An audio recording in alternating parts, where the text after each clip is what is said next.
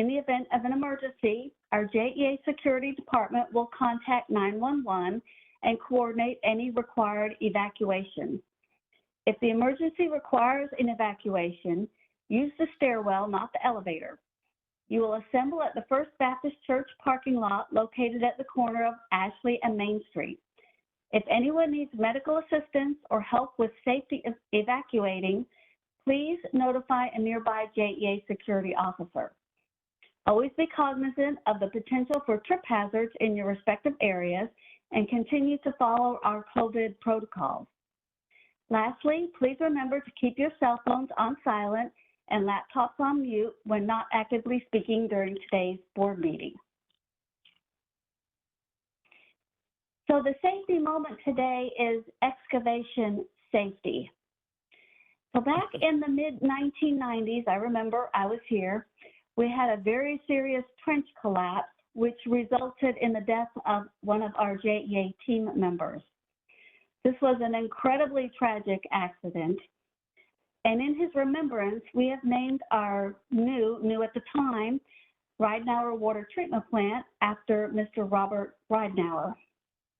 So while excavation is probably not something you deal with in your normal daily lives, here at JEA, excavation is part of our everyday work and can be quite dangerous without the proper safety protocols. It's your everyday, huh? Every day. Please keep in mind that excavations may unexpectedly collapse due to vibration, accumulation of water, and or unstable soil.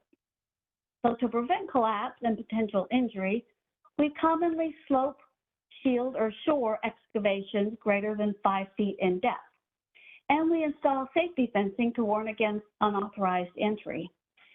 Lastly, JEA site-specific competent person conducts daily safety inspections of excavations, adjacent areas, and protective systems to further ensure everyone's safety.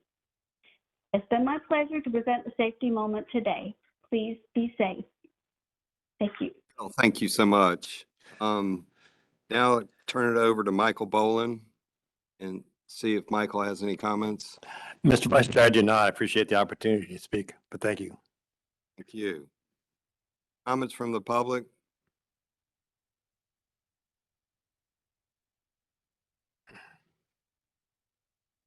Landon. Landon, do we have any? I can go ahead and do the WebEx portion. Once again, my name is Landon Todd, and for those that are new to the WebEx technology, I'm going to give a brief overview of the controls for public comments. Now, if you're joining us via the desktop interface or a smart device like your phone or a tablet, you may move around the screen and we'll see a series of buttons at the bottom. Now, the very first one that you may notice has an icon of a microphone. And if it's red, it means you are muted and will be on mute for the majority of this meeting unless you are recognized to speak for public comments. Now, if you are recognized to speak, you will click on that button and it will now turn green. This will mean that you're unmuted and everyone can hear you. Now, I do ask that you use this option to keep yourself muted if you're not speaking. This will allow me to reduce the amount of background noise so we can have the most productive meeting. Now, located on the right side, you will find the icon that looks like a person and it's labeled participants. This option will allow you to see a long list of individuals who have joined today's meeting. Now, you'll notice at the top, your name will be visible, and to the right of that, you will see a gray icon that looks like a hand. Now, if you click it, it will turn blue, letting me know that you like to be recognized for comment. Now, we do have a couple of people that have called in. Now, if you have called in directly, there's 2 additional ways that you can notify me for public comment. Now, the first one is by pressing *3 on your phone, which will activate and raise your hand. Now, to come off mute, you would press *6 to unmute your telephone. Now, if you unmute your line, you will need to please state your first and last name so everyone may hear who is speaking before you provide your comments. Now, as we keep going through the meeting, I will be today's moderator and have the capability to mute, but I only will do so to make sure we reduce background noise. So I'll give everyone a couple of seconds to go ahead and use either the raised hand flag or to type their comments.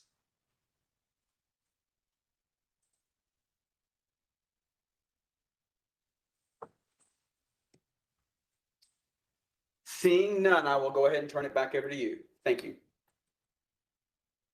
Now I'll turn it over to Jay, the manager report. Thank you very much. I appreciate it. And thank you all for being here. Good morning. This is our second board meeting of 2022. I do want to recognize that Tom Van Osdol, John Baker, and Zachary Faison are all online virtual today. So we appreciate that everyone was able to join both in person and virtually. I think the option of allowing virtual participation, not only for our board members, because we have busy board members and there's a lot of things going on, but also for the public, provides more transparency and flexibility than we've ever had before. So hopefully we'll be able to keep on doing that.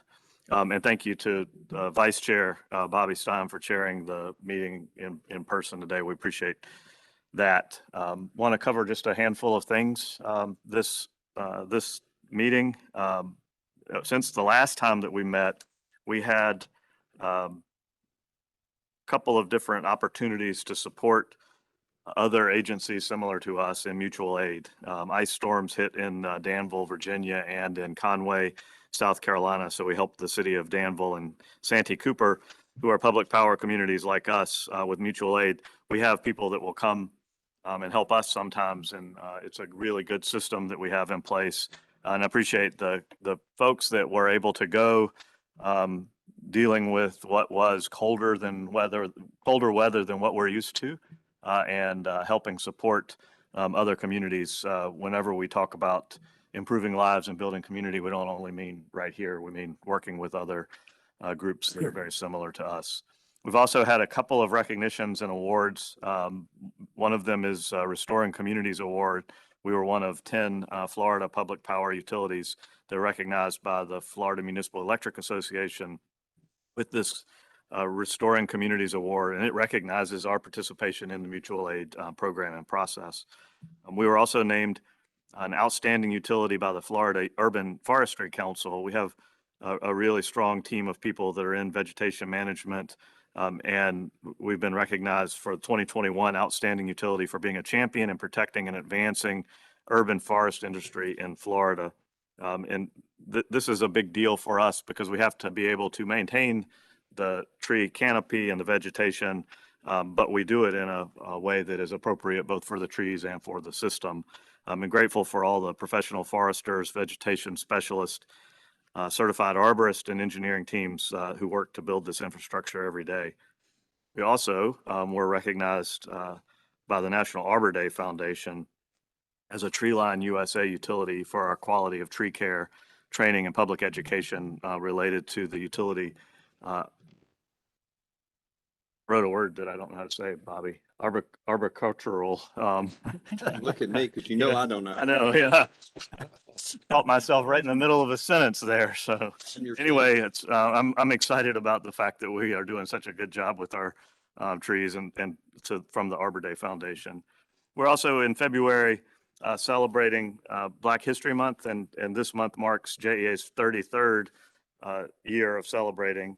I'd like to thank all of the committee members and the hard work and creativity that they had as they put on several different activities in partnership with local businesses like Florida Blue. And tomorrow, on February 23rd from 12 to 1, we will host our annual Black History Month event.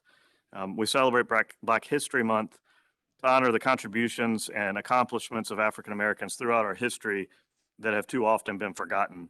I'm also excited to have our board member, Dr. Faison, who's president and CEO of Edward Waters University, to speak to our team members. So thank you, Dr. Faison, for your investment in JEA, both as a board member, as a speaker at this important event. Also recognize that Tom Van Osdol is the chair this year for JAX USA. And later today, we will have an update from our on economic development and real estate to and part of that is going to be Jack's USA update. Andre Wallace is going to join us for a few minutes to kind of share the partnership that we have with Jack's USA and the work that we're doing. I'd like to recognize that Mark Stoltz is our new Vice President of Communications. This is his first meeting. Mark comes to us from Washington, D.C., has extensive experience in leading strategic policy and communication management for energy companies through his career. Most recently, following more than a decade with BP of America, he was managing partner for EVC Insights, policy, communication, public affairs consulting firm specializing in natural gas and electricity. He's also a communications and strategy and public affairs instructor supporting the DoD. Mark's going to help us and provide leadership and direction for our communication, community, and media relations and brand management. So welcome, Mark. Thank you for being here. I'm not going to review all of the items that we're going to cover today. As I mentioned, Paul Mitchell is going to cover economic development, and Andre Wallace will be here. On the consent agenda, we have a topic for approval that is the water, recognizing April as a water conservation month. This is in partnership with the Florida's water management districts and Department of Environmental Protection, and it's a resolution supporting water conservation. In the package, and today we will review our rating agency reports. You've got the full report in your package and a shorter version that we'll review today. I'd like to thank Chair John Baker for attending the 3 meetings over the last 2 weeks, 2 or 2.5 hours each meeting that he participated and represented you all as board members with each of our rating agencies, with Moody's, Fitch, and S&P.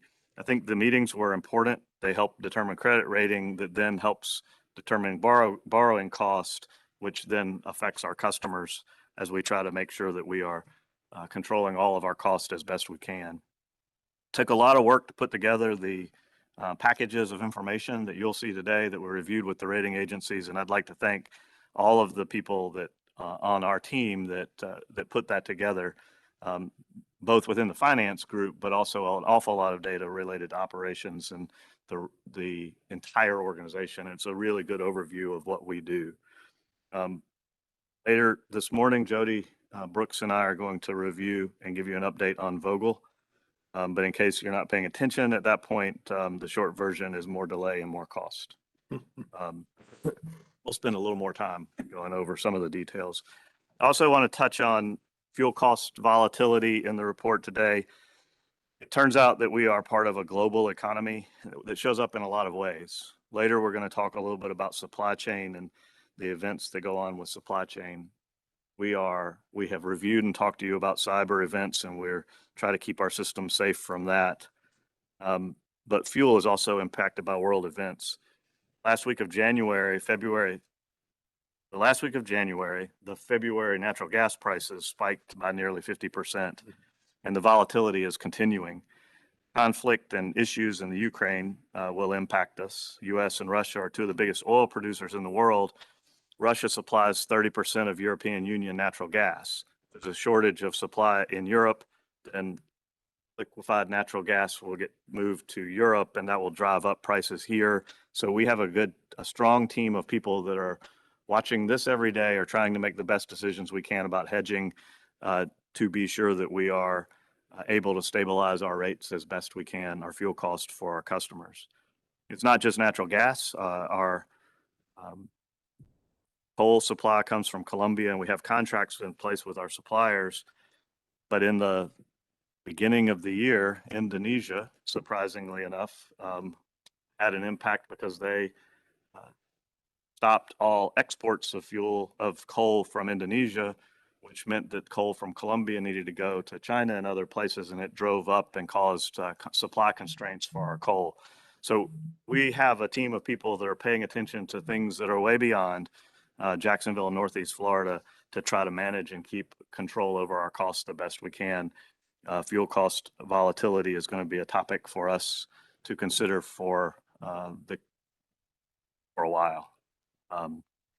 It is part of the reason that we made the adjustment to our monthly fuel cost adjustment so that we could have more transparency as we pass through our rates to our customers. On a happier note, before our next board meeting, we have 2 board members that have birthdays. So Bobby Stein, March 4th, and Tom Van Osdel, March 17th. Wish you a happy birthday. I continue to be proud to represent this team and to be able to support you all, and the support that you give us is appreciated by all 2,000 people that are out serving the community every day. So thank you for that. If there's any questions, we'll answer them, and we have a lot of content, hopefully, they'll cover today. Jay, thank you. And also thanks to John Baker and your team for the different rating agency efforts. We got to control the things we can control. And I think the reputation of this utility is as good as any. And I think people recognize it, and they're hearing our story. So thank you for what you guys did in the last few weeks. On the consent agenda, walk through the board meetings of October 27th, 2020 that has been amended. Is there a motion to move that forward? So moved. Second. Any discussion? All those in favor? Aye. Motion passes. Board meeting minutes of November 16th, 2021. Is there a motion? So moved. Second? Any discussion? All those in favor? Aye. Motion passes. Board meeting of January 11th, minutes of 2022. Is there a second? All those in favor? Aye. The 401A defined contribution retirement plan trustee succession. Is there a motion? I'll roll with it. So moved. Any discussion? I do have a question, Jay. This is a shrinking vendor population in the industry, financial services. If we done some due diligence or checked references on our new partners as we move forward with that? Yes, we have. That was a nod for yes. Yes, we Okay. have. Yes. It just, there are so few people that can service us in the way we need, but I just want to make sure that we got references and so we make this transition. Thank you. The 457 deferred compensation plan trustee succession. Need to vote on the other one. Oh, I I'm sorry. interrupted the flow by asking. Okay, don't worry. I'll mess it up. All those in favor? Aye. 457 compensation plan trustee succession. Is there a motion? Motion to approve. Second. Any discussion? All those in favor? Aye. Motion passes. Water Conservation Month. Move to approve. Second. Any discussion? All those in favor? Aye. Motion passes. Willette Stanford, Director of Ethics, can you go through the JEA performance update? Absolutely. Good morning, JEA board members. Thank you for the opportunity to present JEA's performance scorecard for this month. My name is Willette Stanford, and I serve as JEA's Ethics Director and Ethics Officer. Over the past 18 years here at JEA, I've had the pleasure of working in meaningful roles within customer experience, human resources, and now compliance. My current role at JEA is to develop and execute strategies to drive an ethical culture to improve the work environment. I collaborate with JEA leadership and line managers to integrate JEA values and compliance into our daily operations, recommend and implement strategies to reinforce ethical business conduct, ensure all company policies and procedures comply with regulatory rules at the local, state, and federal levels, and respond to all JEA ethics inquiries, both internal and external. I will now present our metric summary. This update includes data through January 31st. Now that we have had 4 months of data for FY22, we will include year-end forecasts for each of the metrics we track. For this month's update, all metrics are currently in the green. with the exception of electric O&M spend, which is projecting $10 million under the goal of $253 million. This is driven primarily by the outage at Northside Generating Station during Q1 FY22, which ran 17 days longer than planned. This reduced O&M spending at both Northside Generating Station and at our natural gas generating facilities, since they slowed maintenance work in Q1 that would have impacted availability while Northside Generating Station was in outage. For safety, we have not experienced any lost time injuries through the first 4 months of the fiscal year. As safety is a core value at JEA, this is encouraging data, which implies our employees are performing their work safely. On total revenues, the year-end projection is running 7.7% higher than the FY22 goal of $1.76 billion versus $1.64 billion. This delta is largely being driven by the recent increase in fuel rates. This becomes clearer when looking at projected sales for electric and water, with projections for megawatt hours and kgals tracking very closely to the FY22 goals. For pay for performance is currently projected at 2.66% of base salaries. Again, that's driven by electric O&M projections lower than 95% of our target. This concludes the monthly performance update, and we'll be happy to answer any questions you have at this time. I just want to say, I don't want to gloss over the scorecard without doing a big shout out to everybody for the improvement in customer satisfaction. It's really nice to be green. And I know you all will stay in the green zone, but you've come a long way, and there was an awful lot of work put into that. So congrats again. We celebrated it once already, but I might pause and point that out every single meeting, if that's okay, Bobby, for a while, because it just feels so good to be there. So congratulations to everybody. A lot of work and effort, and really appreciate everybody's attention to this effort. The next item is Paul Mitchell on economic development real estate update. And Paul is new, the first time he is presented to us. So Paul, can you kind of come up and give your background and also the update? I'm sorry, Chair Stein, you cut out on me. You're Just looking give for a little bit of background and Yeah, background. sure. And then, yeah, give your background, and glad to have you on board. And I know you've been running since you've been here, and we're all excited, but I think it'd be worthwhile for people who have not met you, just give a few minutes of your background, then get into the economic development real estate update. Happily, thank you. Well, my name is Paul Mitchell. I'm Vice President of Economic Development and Real Estate. My background is I've been in economic development for 17 years now. On the local level, I worked at Volusia County Economic Development. My background there was really working on the business retention and expansion side for the county, and then eventually moved over to work on the state side of economic development with Enterprise Florida, where I spent 9 years in export development, as well as business development, recruiting companies to move to Florida or to expand right here in Florida.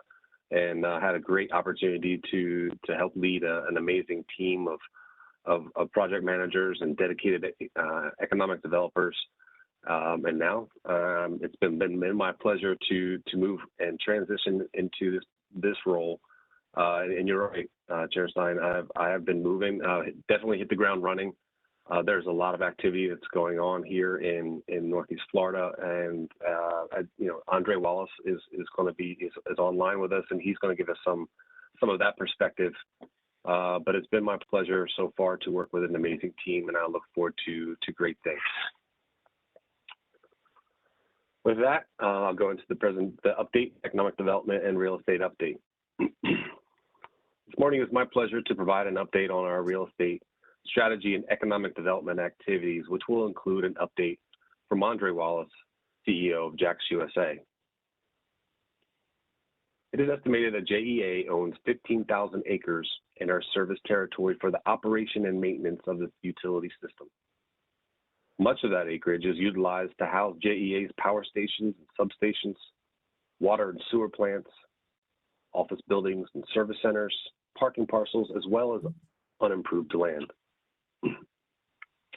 JEA Real Estate intends to inventory its fee-owned property to determine what land is required for current and future utility needs, what land could be deemed as surplus, and then assess which parcels could be disposed of and which could be utilized for economic development purposes. A key element in JEA's real estate strategy is to create site certainty for economic development assets by engaging in site assessment and due diligence practices as noted in the right-hand column. This approach is being employed for important assets like the St. Johns River Power Park, the current headquarter campus, and JEA's site at Cecil Field. As certainty is attained for these assets, it will be important to be thoughtful in our approach as we identify infrastructure that will be needed to get to site readiness. Determining what level of readiness and support is needed for JEA's and the community's large industrial assets will require strong partnership engagement and support like never before. Over the past couple of months, our economic development efforts have been focused around strengthening partnerships with economic development organizations at the local and state levels. We are actively engaged in working relocation and expansion projects in conjunction with our partners at JAX USA and the city's Office of Economic Development. Over the next year or two, we'll be looking closely at designing economic development incentive programs with the goal of making Northeast Florida even more competitive for existing and new commercial customers. In regards to downtown revitalization, we're being thoughtful in how we engage in activities and services that support ongoing and new revitalization efforts. Currently, we are focused on extending chilled water service to new customers, partnering with our city stakeholders to improve and expand Jacksonville's trails.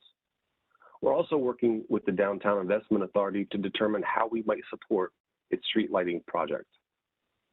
And we're also looking at what other cities are doing to revitalize their downtown ecosystems. There may be initiatives that JEA can engage in to support Jacksonville's growth that we haven't even thought of yet. As strong partnerships and teamwork are paramount for successful economic development, I couldn't be more pleased that Andre Wallace is online with us to share economic development trends that JAX team is seeing in our very own hot Northeast Florida market. Andre, thank you so much for joining us today.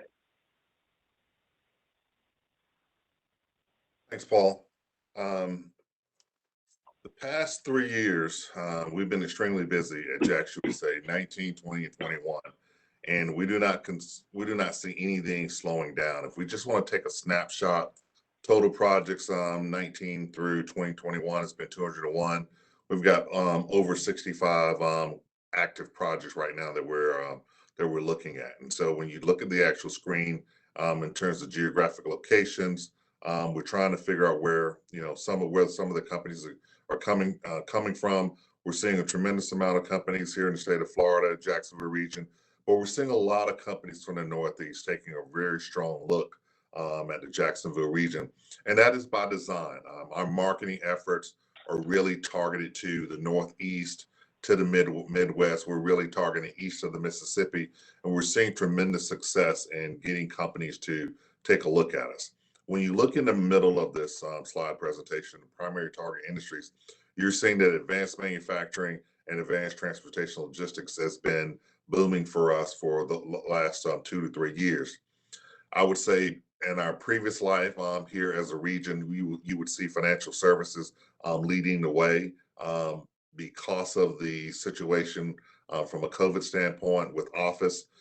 We believe those trends are going to turn around hopefully later in 22 into 23. We're going to continue to see growth in health and biomedical and IT innovation equal as well. We have a robust contact relationships with commercial brokers, with site selectors across the country that enable us to remain competitive. So as you look at the project announcements for just last year, we announced that 17 companies were going to bring over 2,900 new jobs to the region.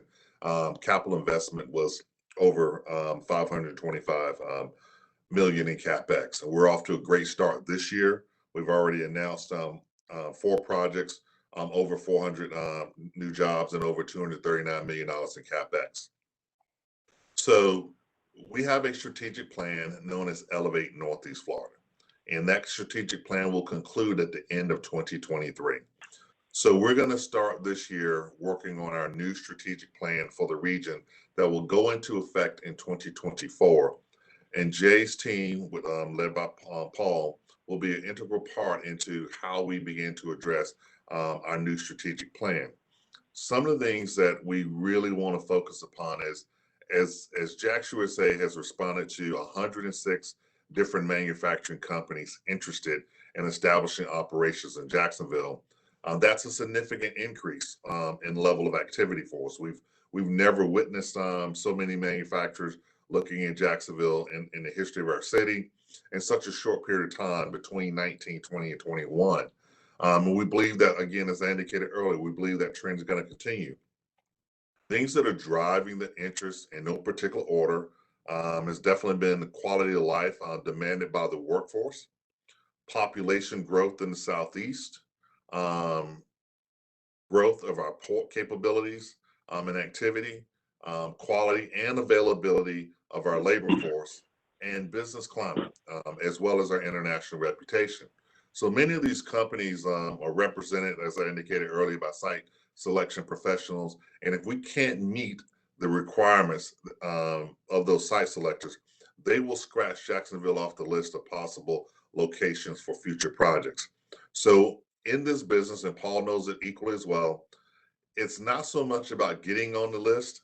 That's one aspect. It's about staying on that list with site selectors. And so we have to meet all of their respective demands.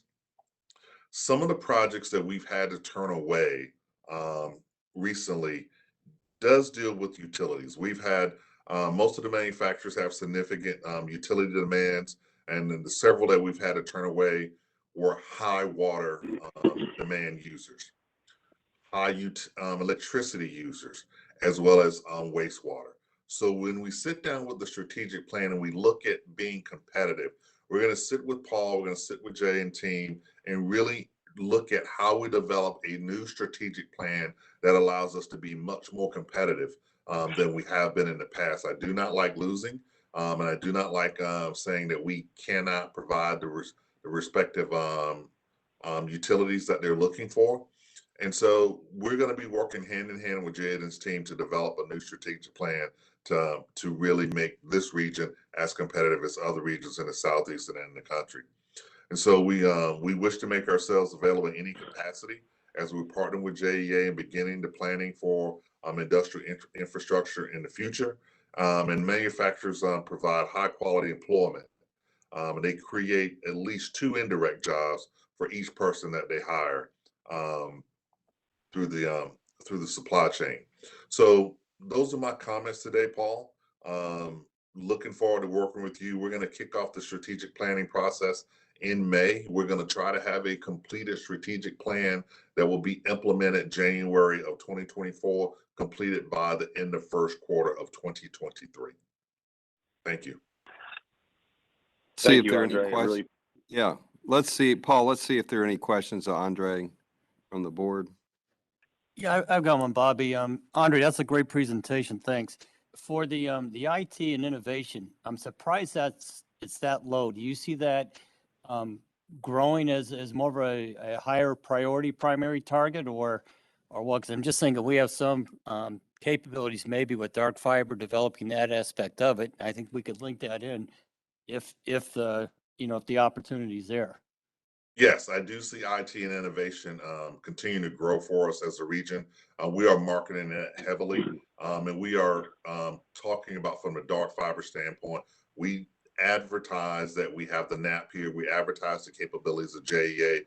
So that is something that is going to be a strong focus for us in our new strategic plan that we're going to be developing as well, is to make sure that IT and innovation, because it cuts across all of the other 4 industries that we recruit for, which is advanced manufacturing, advanced transportation logistics, financial services, health, biomedical. You can do none of that without IT and innovation. So we do expect to see more growth in that as we move forward in the region. Did I answer your question, sir? Yeah, thank you. This is more of kind of a challenge to Paul, and that is to, really approach this with balance. We don't want to win a manufacturing facility that has unintended consequences to the environment. So as we move forward, I think we just need to be lockstep that sometimes it's okay to lose business. It's okay to lose opportunities. So I'm going to just ask that you balance our longer term environmental objectives with anything that you do, Paul. I also will ask that you balance the need to grow economic development, but not lose sight of the fact that we've got what I think is approaching an affordable housing crisis in this community. So it would challenge us to really double down and try to find where we have opportunities to help that sector, not workforce, but affordable.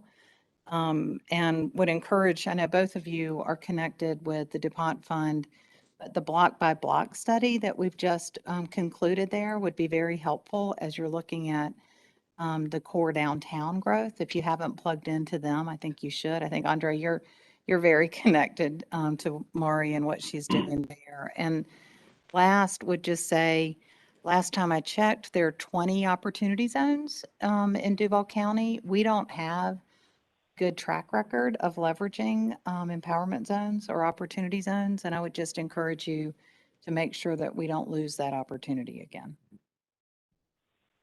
Duly noted, Marty. Thank you. You want to, Jay, do you want to comment?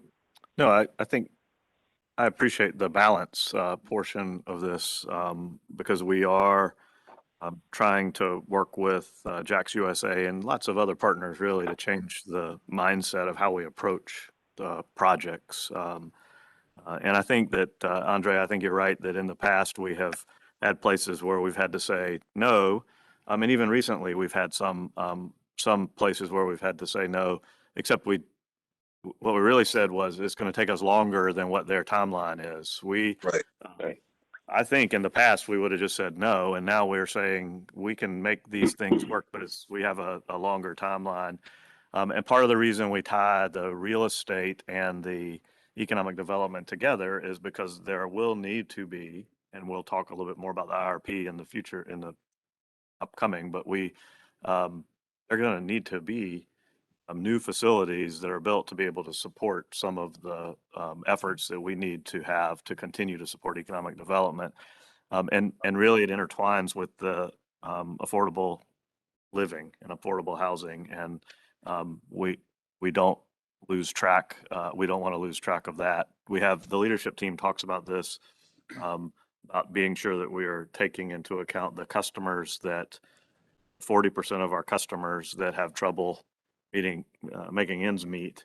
We try to keep that in mind. Economic development helps that if we do that well. And then I think that's part of what we'll do as partners with Jax USA, with Andre's team as we move forward. We also have a limited resource on the water side. There's a cup that limits how much we can do.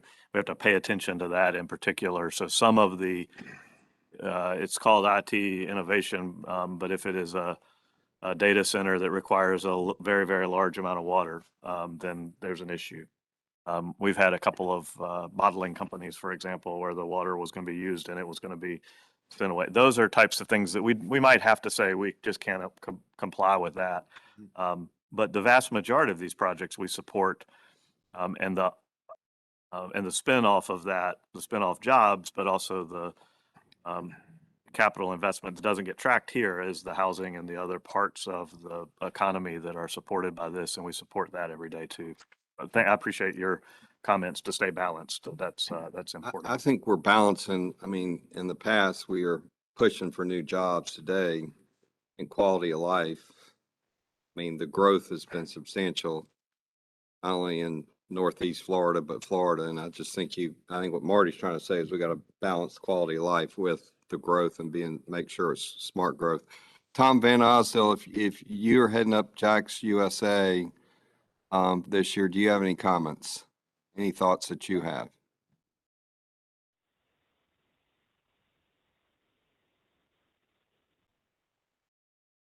None. Let's hand it back to Paul. I got one question, Bobby. Yeah. Jay, when you talk about not now, is it more on the electrical side or the water and wastewater side?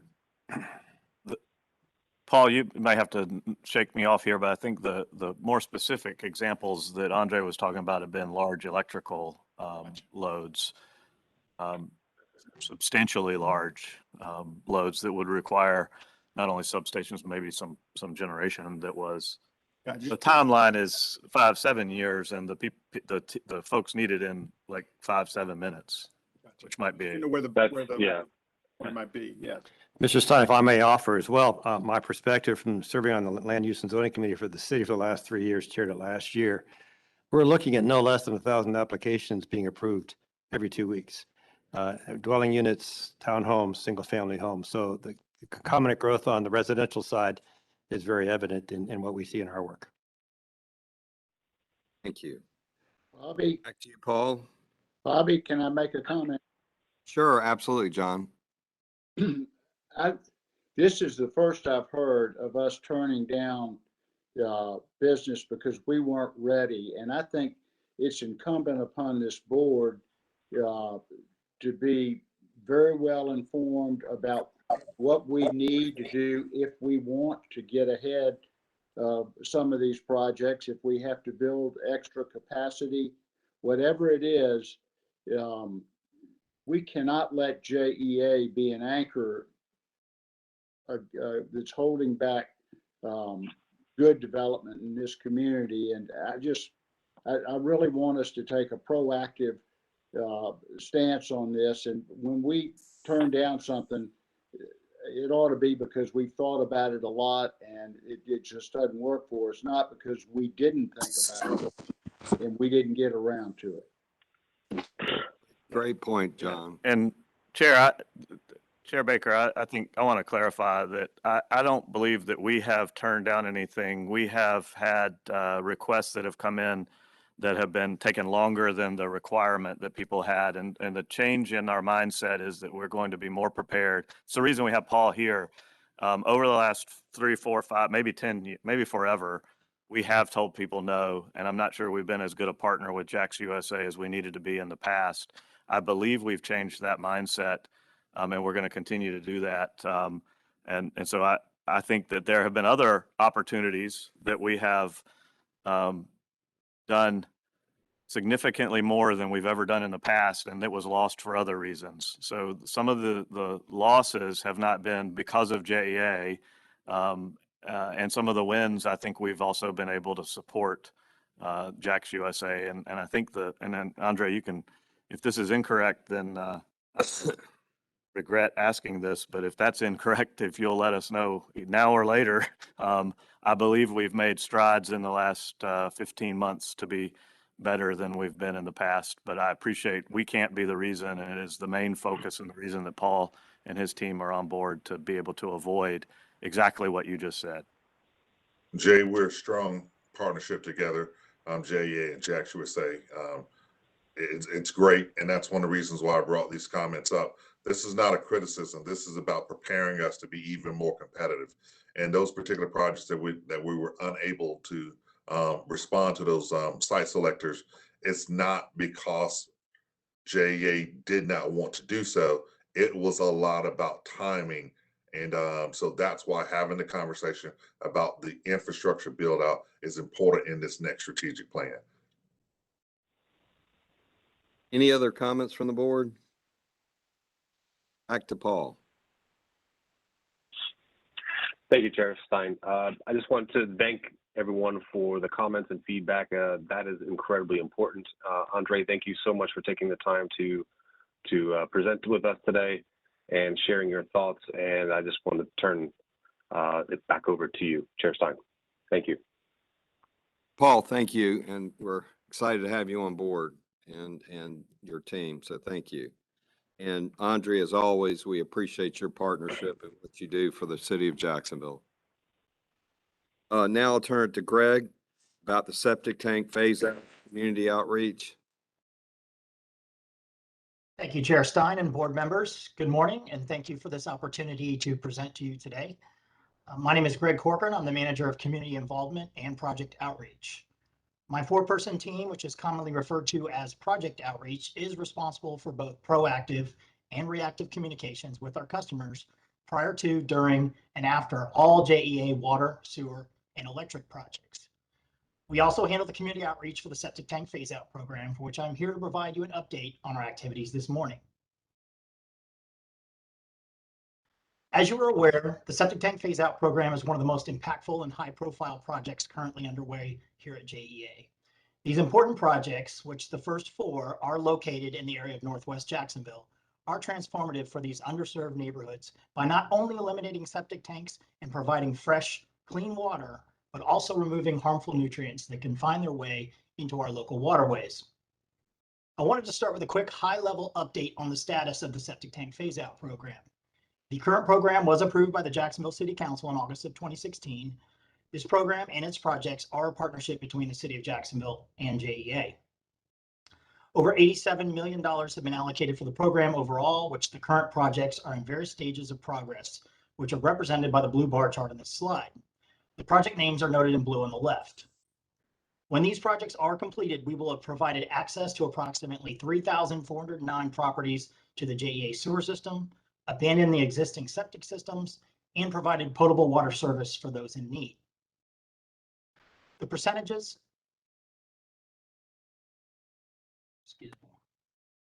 noted under the neighborhood approval column are the percentage of property owners that have formally signed up for the program, therefore providing their approval or desire to have the projects move forward to construction. I have some exciting news to report that we have completed connecting customers to the new water and sewer system in phase 1 of the Biltmore project and are starting on phase 2 in the next few weeks. So that's a big milestone for the project team. The next 2 Beverly Hills projects are actually started as one project, but were split into east and west for construction purposes due to its large size. The Beverly Hills West project is under construction, and customer connections in that project should start in the next month or so. The Beverly Hills East project's design is complete and will be going to bid and construction later this year. Christabel is currently in the outreach and neighborhood approval portions of the project, while the Riverview project should start the outreach phase sometime later this year. So what is Project Outreach's role in the program? A major component of the septic tank phase out program involves extensive customer outreach to make sure that these projects are successful. Part of the program's legislation that is sometimes overlooked is the requirement for the support of 70% of the property owners in order for each of these projects to move forward. The outreach team has been tasked with communicating the program with these communities and helping to rally support. The team is also responsible for all customer communications throughout the life cycle of these projects. So how do we gather community support? My team has a multi-pronged approach to communicating, as we know our customers prefer to communicate in different ways. First, we hold multiple town meetings along with council members at local high schools. We also work with community leaders, pastors, and volunteer block captains to help spread the word. JEA has also set up a program field office at the Bradham Brooks Library, which is located within a mile of 3 of the 4 projects in Northwest Jacksonville. We schedule appointments to invite customers to our field office to answer questions and concerns and to review and notarize the required documents. We feel it's important for us to be working directly in the communities we are serving and for the convenience of our customers. We've been very successful in obtaining broad support with 86% participation in the Biltmore project and 82% in the Beverly Hill projects. My team is currently working hard on customer outreach in the Christabel project. We're currently at 52% participation and anticipate achieving the required 70% for Christabel by this summer and it moving forward with design and construction. So how do we remain connected once these projects head into the construction phase? Well, we'll have another town meeting, discuss what customers can expect during the work. We also provide customers project updates through our website, emails, and letters, answer questions and concerns through our phone hotline and email. Once the construction is completed, we also assist and provide ongoing support to our customers as they transition to JEA water and sewer from their septic tanks and wells. While the transition to the JEA water system is a game changer for our customers, we understand that a JEA bill can sometimes be the second largest bill that many households have to pay each month. We will monitor the first month's water consumption to help identify any elevated consumption, which would of course equate to a higher bill. Oftentimes, there may be a small issue such as a leak or a failing toilet flapper valve that can be quickly fixed by our plumbing teams. We're also offering each customer priority access to JEA programs and support services that can help with bill affordability. In the end, we want this to be a positive customer experience and try to do our best to be their trusted advisor as their community-owned utility. So that's a quick look at the community outreach efforts for the septic tank program. As with any successful project, it takes a great cross-functional team. Our team is supported throughout the JEA organization by our contractors and consultants. I'd like to thank each of them for their hard work making these projects a positive experience for our customers. I'd like to specifically recognize my team members, Chris DeRoma, Lisa Jennings, and Leslie Nelson. With that, I'd like to thank you for your time and open up to any questions. Is there any questions of Greg? Just when you're selecting the neighborhoods, what kind of a process is it? Does it involve, Rick, can you speak into the, and vulnerability to our water system, to our rivers and creeks? Sure. When we're talking about selection of the actual projects, as in the first through sixth projects? Yes. I mean, when you're selecting the project, when you're looking at the neighborhoods, what's the selection process to determine what neighborhood you're doing? Greg, you want me to answer that one? Yeah, go ahead, Jody. Yeah, there is a priority matrix that was created in 2016 to go along with this program that prioritized the neighborhoods, taking into effect that some BMAP credit that you would get for phasing out the certain septic tanks along the river system. You get credit for that, but that's just one of the metrics. And so there's a whole set of metrics that gets evaluated every year. All the communities get evaluated and rated. It takes into consideration the age of the neighborhood, if it was pre-consolidated neighborhoods, takes into consideration the environmental impact if you phase out those communities. It takes into consideration failure areas based upon what the Department of Health is scoring the neighborhoods. So it's a whole matrix that goes along with the ordinance code as to the priority, because we don't have enough money to phase them all out at one time. So I prioritize the communities based on the set of metrics. But I can get you a copy of the. That's great. That's what I was wondering, is how that happened, because that sounds like a very thoughtful process. It's great. It involves a lot of agencies too, DEP. And is there any way that we could advance the completion dates? I mean, just throwing it out there. We are working very diligently on trying to create the program. Again, the first community is always the hardest, but I think we're getting down to a good system and trying to cut down the timing of getting the signatures of the folks to be able to get the 70%. The project outreach group that's going through the process. Communities have to be supportive of the program in order to spend the capital dollars. And so there's a lot of front end stuff that happens with the communities, getting them engaged in the process. But then once construction starts, we're working with procurement and trying to speed up that process as best we can. We've got a lot of folks engaged in trying to make it a faster program. It's a very difficult process. I mean, I just study it, and Tommy came forward that wanted us to move forward some of these projects, but the biggest impediment is getting 70% approval. But it looks. Well, the biggest, the biggest, I That's why I asked, because it looks like. think the biggest impediment is that this is $72 million plus whatever Riverview is going to cost. And we have a $1 billion problem. This a plus. This is not a $72 million problem. So the answer is on these, how can we make things go faster? The bigger question is, how do we fund this appropriately to serve these underserved communities? And we're working on that every day. We're trying to figure out the right way to do that, because it's going to have to be a shared resource between the city and JEA. And we're going to have to come up with something more than a piecemeal reaction, which is what we've had now. It's not that much different than the economic development piece. We have said no for a long time, and we've got to figure out how to say yes. But even if you say yes, my point is, if you say yes, it's a long process to solve this problem. This is a long-term process, but we might be able to speed some of it up. We continue working on the efficiency of the program and trying to get the centralized services to these communities as fast as we can. Moving on, Jenny, the supply chain disruptions and impacts.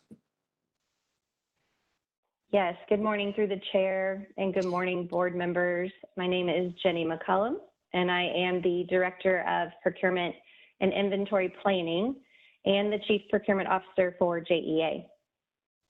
I want to start by saying thank you for the opportunity to discuss the topic of supply chain disruptions. This presentation will give the board awareness on the effects of this global crisis, the cause, the primary drivers, and the mitigation efforts to help reduce the impacts to JEA and the community that we serve. Prior to the pandemic, JEA was seeing price increases consistent with inflation related to public indices from around 2 to 8%, and not all vendors needed or requested the increases allowed per the contracts.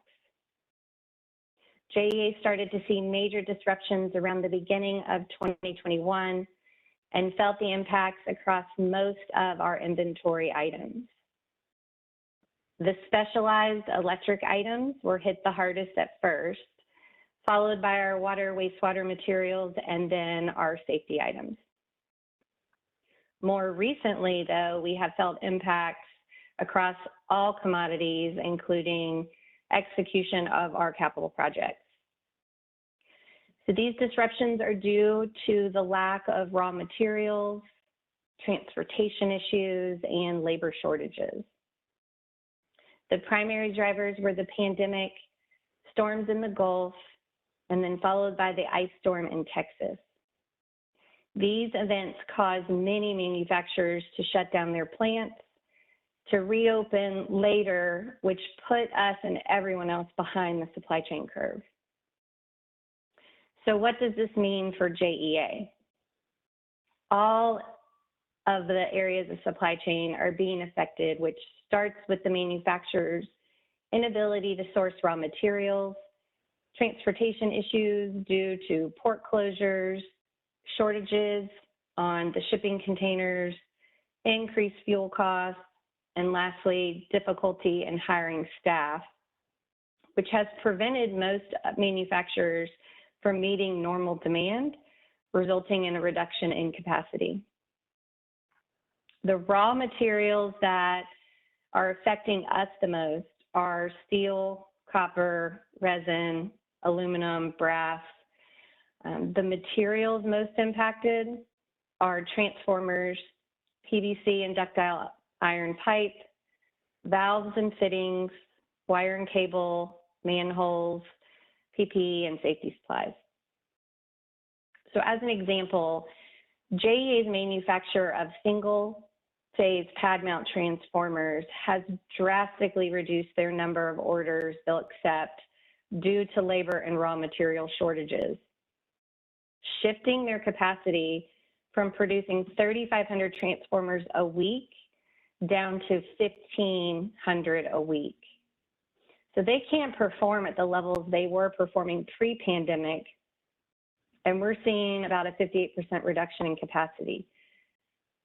We are also not just seeing our labor shortages at the manufacturing plants, but we're seeing them at our contractor and subcontractor levels, excuse me, to struggle to find the workforce they need to complete projects that are already in process. So these issues have resulted in an extremely unstable market where lead times and costs are changing daily, and pricing and schedules presented for capital projects are being affected.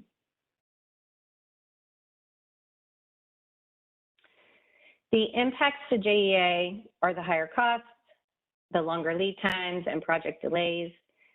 Lead times on the material items I just mentioned have increased anywhere from 100% to 600%, creating inventory stockouts and then following project delays. In most cases, our costs have increased on those items by 40% or more. So for example, the pad mount transformers, we are seeing an increase by 40%, driven by all three primary disruption factors. So the labor, the raw materials, and the transportation. Those lead times have gone up anywhere from 130% to 200%, causing some delays on our new development projects. As a point of reference, our lead times prior to the pandemic were 12 weeks. So we are now seeing 36 to 40 weeks. Some are stretching to 52 weeks. And if you don't have a contract in place and needed to spot buy the market, they would quote you a 140-week lead time.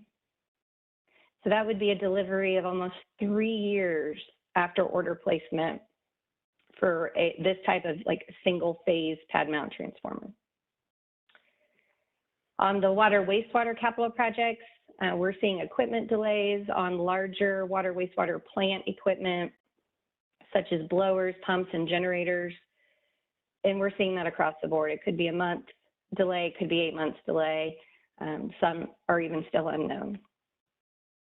So we have over 300 projects in design and construction, and we are experiencing small delays across the board, which equate to big impacts. So for example, in FY21, we had about a $40 million impact to project delivery. So in the past, where we've averaged meeting 85% of our projected cash flows, last year we were only able to hit 70%. So this crisis has caused focus, the need for speed and flexibility, and collaboration across the company to take a comprehensive approach to mitigation efforts.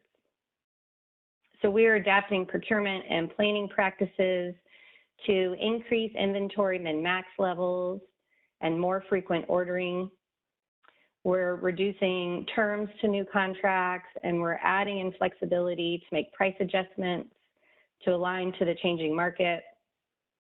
We've diversified our supply base where we might have limited competition, trying to grow that supply base and then also add backup contracts to reduce risk. We're seeing our business partners have earlier forecasting is just required to execute our capital plan. And I'll mention that just one key advantage for JEA that we have not seen other large public power utilities. They don't have a category management approach to procurement like we do. So this approach puts JEA in a position to be nimble and quick and gives us a holistic view to all contracts and future spend plans. And then we're also seeing partnering with our suppliers and our contractors. So we're expanding our communication and relationships with developers on their future plans. We are also partnering with suppliers to reserve capacity, such as slotting for transformer orders. So some examples, we're seeing a contractor-to-contractor partnership where they're actually sharing materials on various capital projects where their critical path is not being affected. So where one contractor has materials on site, they're loaning materials on a more critical JEA project that might be experiencing delays due to those material shortages. We are also working closely with developers to get their input on priorities within projects. We don't generally energize projects in phases, but where they might have multiple buildings that need power and only one has tenants ready to occupy it, we would prioritize that building with a partial transformer order to get those tenants moved in. And then we're also having monthly meetings to increase communications with our supply base, as well as bi-monthly meetings internally to address changing lead times that could impact future projects and updates on shipments from our manufacturers. So I've mentioned the supply issues that we're seeing, but I think it's important to also touch on the growing demand that we continue to keep an eye on. So we're watching closely the local, state, federal legislation and how those will impact the demand on both electric and water. The expansion of electric vehicles. So we're competing with the EV manufacturers for the electric grade core steel that we use in our transformers. So where their consumption in the past has been insignificant, we are seeing a major shift, and there aren't many suppliers in the market that can keep up with the growing demand. And then, of course, we continue to watch the increase in economic development, which has impacts on both the water and electric sides and the demand. So in closing, JEA continues to focus on working with vendors to collaborate on new ways to mitigate these disruptions. All utilities are feeling the same impacts, and through benchmarking, we have seen similar efforts being executed nationwide. The market is just out of balance, and it will eventually work itself out.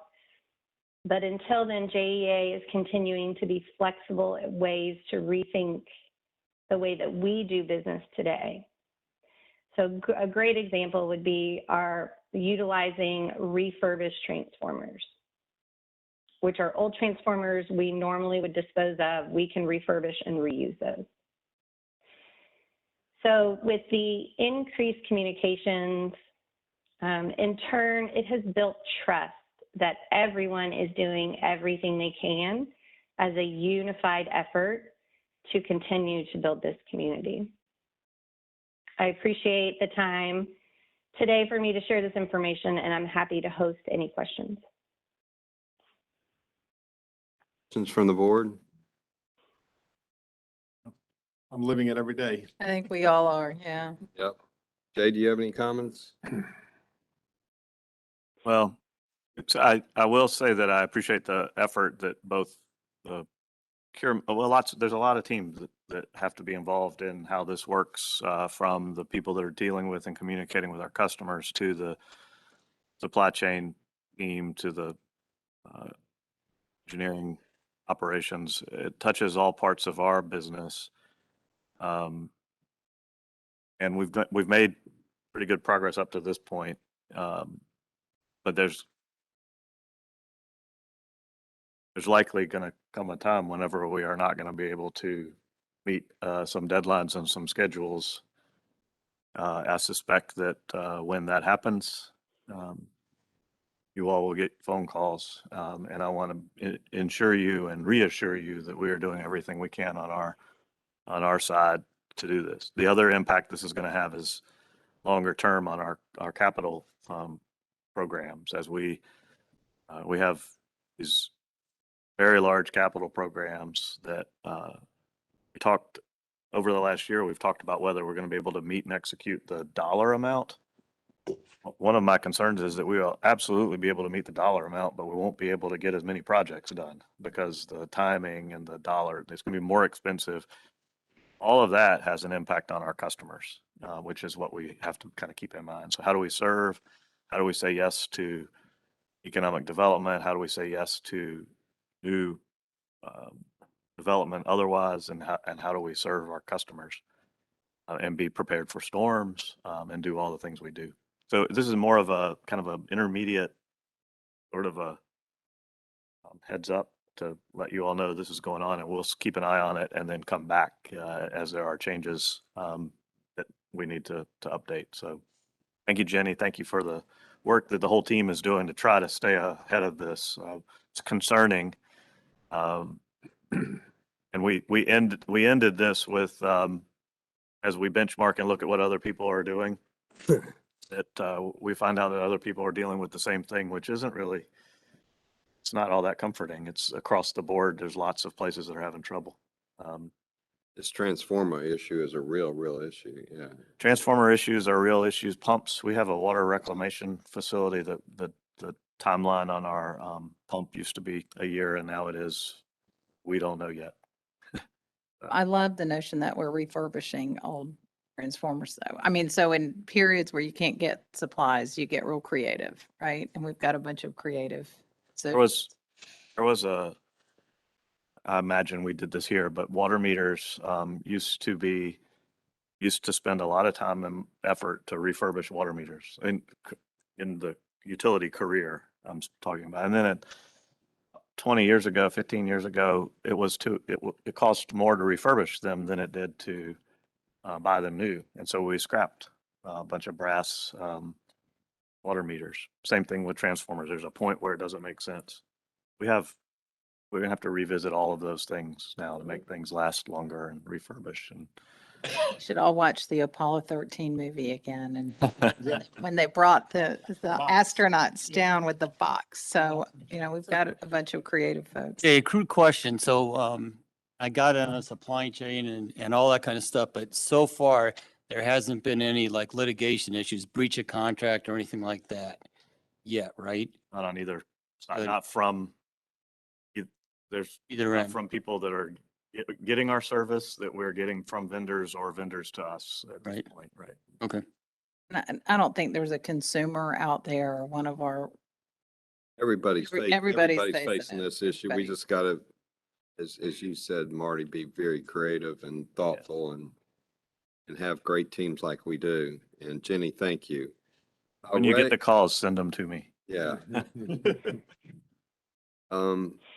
Ray and Laura, can you give us an update on the electrical integrated resource plan?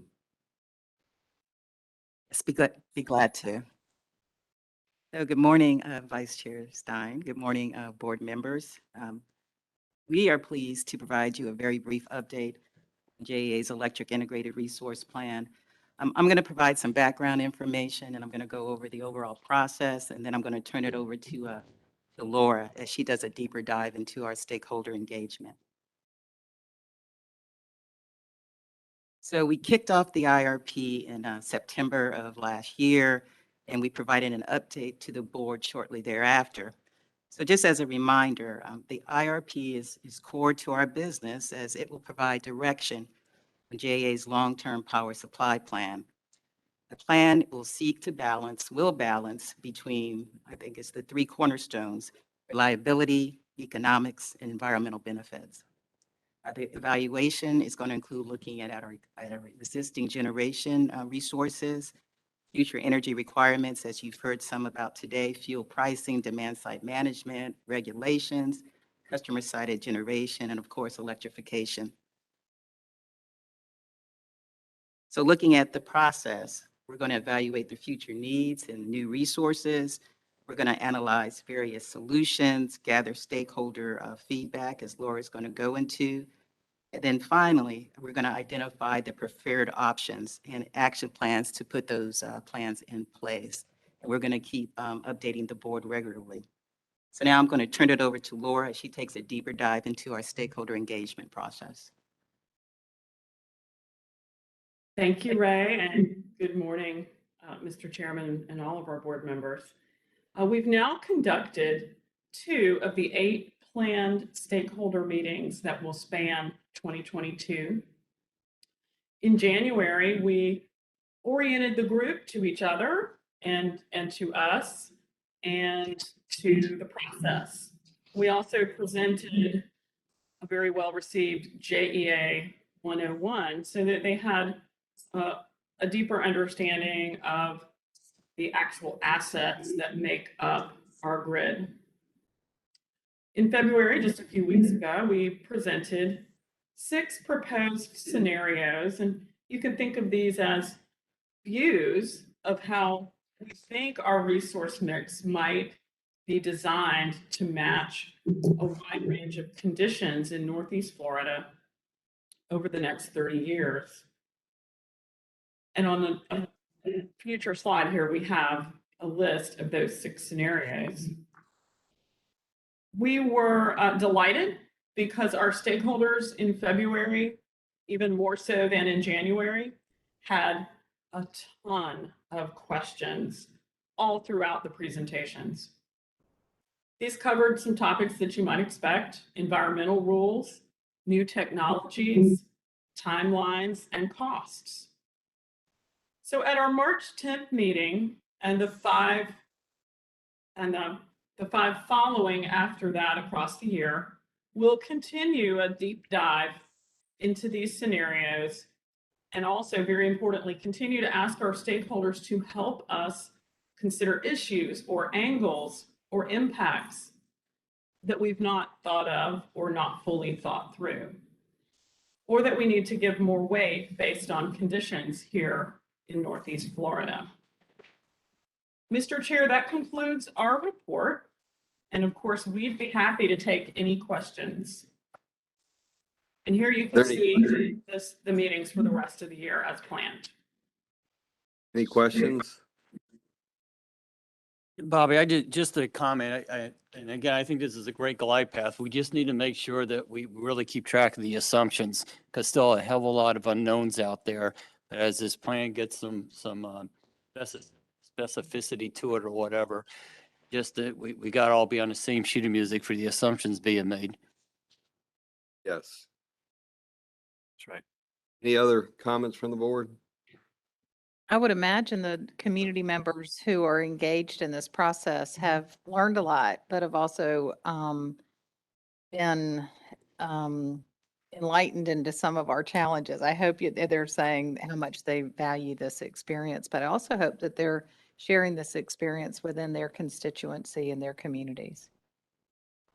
Early indications are based on the really robust dialogue during the meetings, and then follow-up questions we're getting after the meetings, that is taking place. And this coming up March meeting, we are pushing our own selves and our consultants even harder to provide more information, make it more relevant, and get it in their hands earlier, so that communication out from the stakeholders into the communities they represent can be achieved. And also, the broader, you're also learning from them. It is interesting that we hear comments that are, I'll oversimplify an hour-long conversation. one, we want more renewables, less carbon, and we don't want to pay for that. Are the comments that we're getting, and it kind of highlights the challenge that we have to be able to serve everybody. That's the people we serve, everybody. So Jay, I'll hand it to you and Jody on Vogel, our lovely ever-ending venture with our nuclear plant. Yeah, we've added a chart this meeting in an effort to try to start to quantify and to share with you the impact. And it's a work in progress, because we've got to find ways. Part of what we're trying to do is translate what does this really mean to our customers. And on the chart, if we focus on our customers, what we did is started this from March of 2020, when you all came, when this board was started. That's the wrong way to put that. But whenever you all came on board, and the first presentation that you would have had, the bottom gray line would have been presented, and you would have heard what the cost was going to be, what the impact was going to be. And we would have spent early on, we would have talked about how much it had cost looking backwards. And it's already cost $1 billion from 2016 till now. We've had those presentations a few times. Since you all came on board, it is now stretched out further, and there's another $1 billion added to the cost of this project.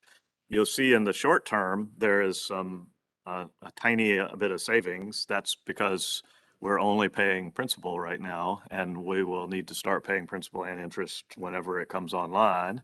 And so that's why that graph kind of looks the way that it does. When it does come online, the fuel cost will be significantly less. In the meantime, it cost us about $45 million a year each in fuel cost for each delay. That's in this chart too, because this is the total impact. If there's good news, which I'm not sure that that's the right way to put it, but Jody's going to talk a little bit about an update that we got last week from Southern Company indicating further delay and more cost. And the only slight good news is that over the last couple of months, for our planning purposes, we developed a plan, which is what the top line is, which put that delay further than what Southern is recognizing and more dollars. And so the delay that got announced last week didn't change this graph at all because we already expect it to be longer and more expensive than they're indicating right now. So if there's good news, we're less optimistic than Southern is. I don't know that there's some way to say that, but that's where we are. And Jody's, yeah, maybe more pragmatic, but it is getting closer to the dates. And so Jody's got a little bit more detail on some of the announcements that were made last week.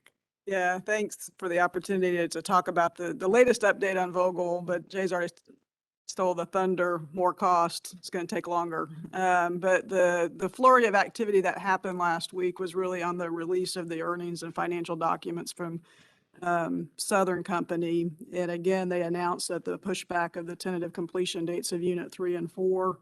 And they cited some different reasons this go around than they had reported before, in the discovery of thousands of inspection records for the project that were missing or incomplete.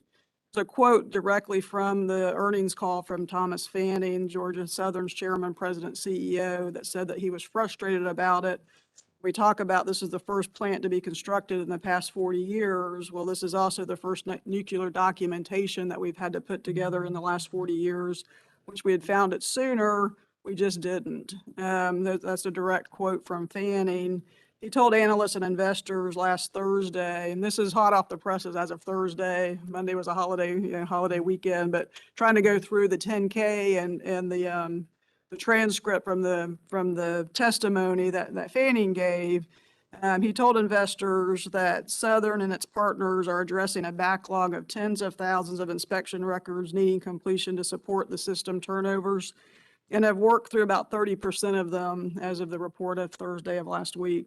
At the same time, he added that workers have loaded all of the Unit 3's fuel assemblies and that the construction of Unit 4 is about 92% complete. I don't know if you remember, one of the reports I gave to this board last year was that they were 99% on Unit 3 complete with construction. Now it's from a paperwork perspective of getting everything tidied up and making sure that they've got all of the proper documentation for this nuclear facility to get fired up. I'm using the word fired up. To go commercially operational is really the term that I should be using.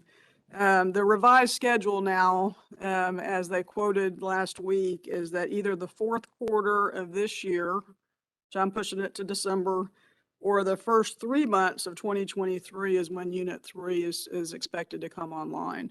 So I'm saying March of 2023. I'm putting the latter date on that Unit 3. And then Unit 4 is forecasted or expected now to come on late 2023. Let's say December of 2023. Those dates, if you look at the chart, we had already anticipated a delay further out anyway. From a planning purpose perspective, making sure that we are still being able to purchase the power that we were expecting out of this facility from 2016 timeframe. And as a reminder, JEA is not an owner. We don't have an ownership interest. The owners are Georgia Power, Oglethorpe, MEAG, and Dalton has a very small percentage. This new time schedule requires a vote to continue the project. The other co-owners, Georgia Power has already agreed to continue with the project. The other two major owners, Oglethorpe and MEAG, have until March 8th to vote to continue. My understanding by the end of this week, the voting is going to occur between those other two owners. Again, we have a power purchase agreement with MEAG for about 206 megawatts of power once it does become operational. The replacement of that power is something that we're continuing to watch and making sure that we're maintaining the proper amount of energy for our needs. The other thing that could potentially have been triggered by the extended cost is a provision within the owner's agreement. Again, we're not owners, dealing with the ability of doing some type of a one-time tender offer that if the cost overrun over $2.1 billion, that the owners could agree to not have to pay the extended cost, but you also give up the megawatt energy in proportionate to what you don't pay for those extended costs. It's a bit of convoluted provision. I'm working, MEAG's counsel is keeping me abreast to what that really looks like and whether or not that's really been triggered as of yet. And we're continuing to have that dialogue and whether or not there's an opportunity for JEA. And we'll come back probably next month when we get the numbers more secure as to whether or not that's from a risk benefit perspective, that's something JEA would want to take advantage of. So what does this mean to JEA? The big flurry of activity that happened last week, it doesn't mean much. As Jay had pointed out, for planning purposes, we had already anticipated that the in-service dates are going to be longer than what was announced last week. We continue to monitor the situation and we'll provide the board with an update at the next meeting. I moved up to this table just in case you have any questions or anything about what happened last week and what other information you'd like to know about the Plant Vogtle MEAG. Jody, if MEAG votes no in March, what's the effect? How's that affect us? Does that nullify the power purchase agreement we have, or? We would still be on the hook to pay potentially be on the hook to pay off the debt that's been borrowed by MEAG, our proportionate part of the debt. So even if the project gets canceled, we're still not completely out of it. But at this point, the thought that they would even vote to cancel is probably very, very minor. We don't anticipate that becoming an issue. We believe, in fact, at every single meeting we have with MEAG, I ask the question, is there any chance this isn't getting done? And their answer is no, it's going to get done. The question I have, Jay, is there a way we can get somebody from Southern to make a presentation to us? I think it would help in the community to have somebody from their leadership team come make a presentation of where they are, where they see the project, what are the obstacles, and how do they confront those obstacles. We could definitely make the ask. Work on that. What are the percentages of ownership?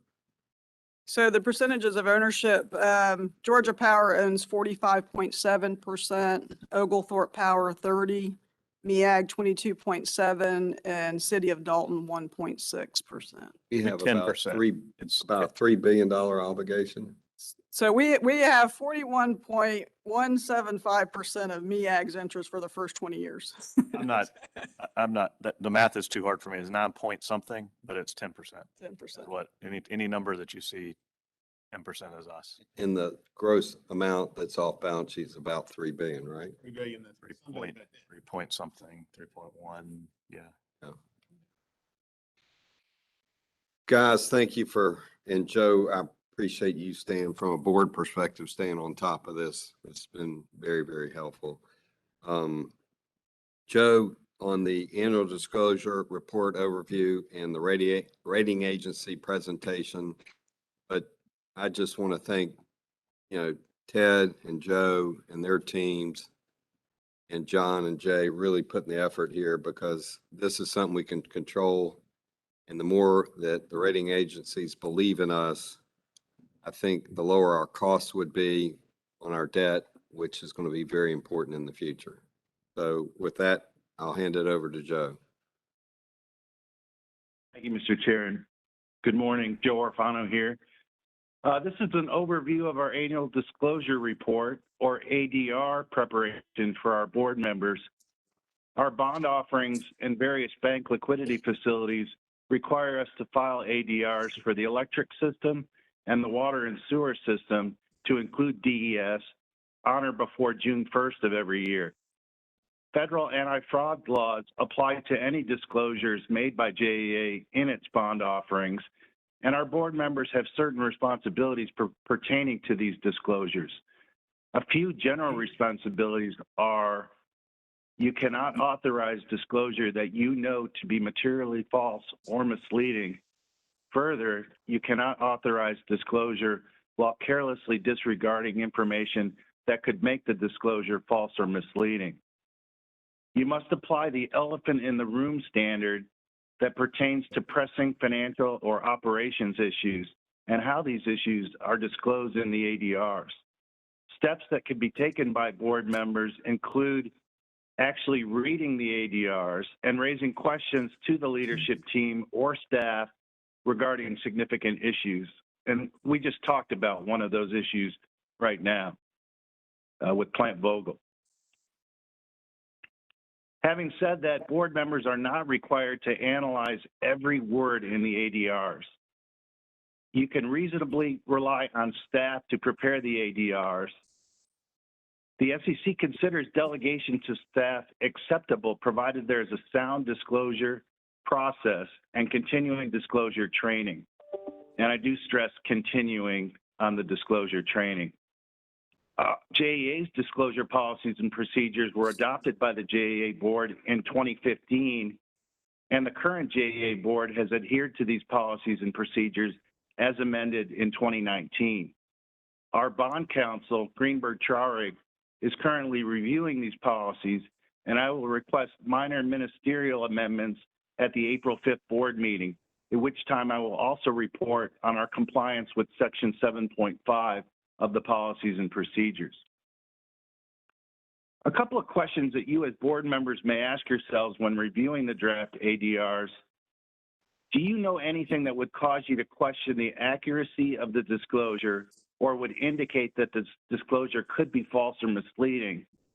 Secondly, do you know of any red flags or potentially material issues that should be brought to the leadership team for further discussion or explanation?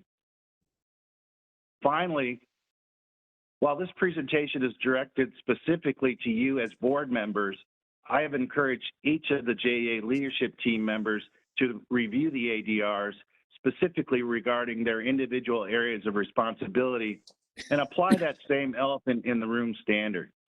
At this point, I will entertain any questions or comments. Any questions from the board?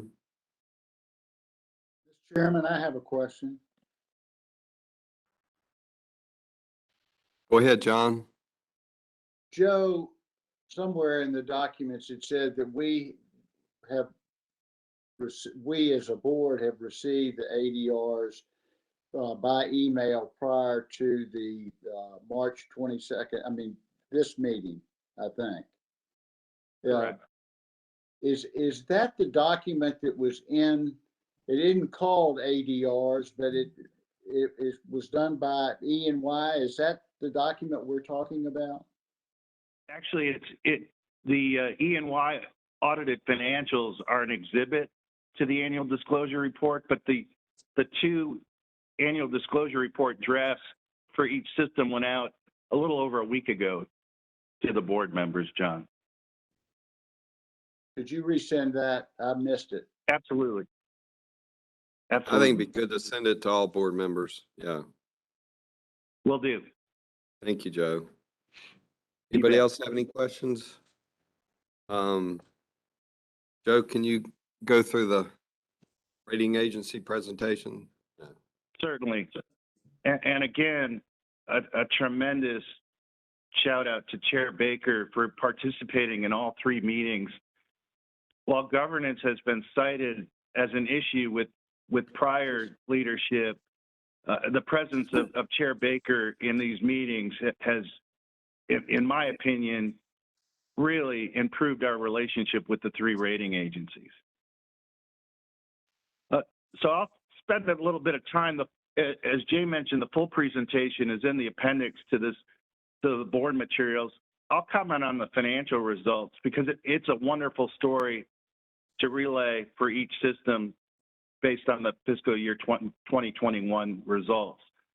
So in the electric system, we maintain excellent operations and financial metrics.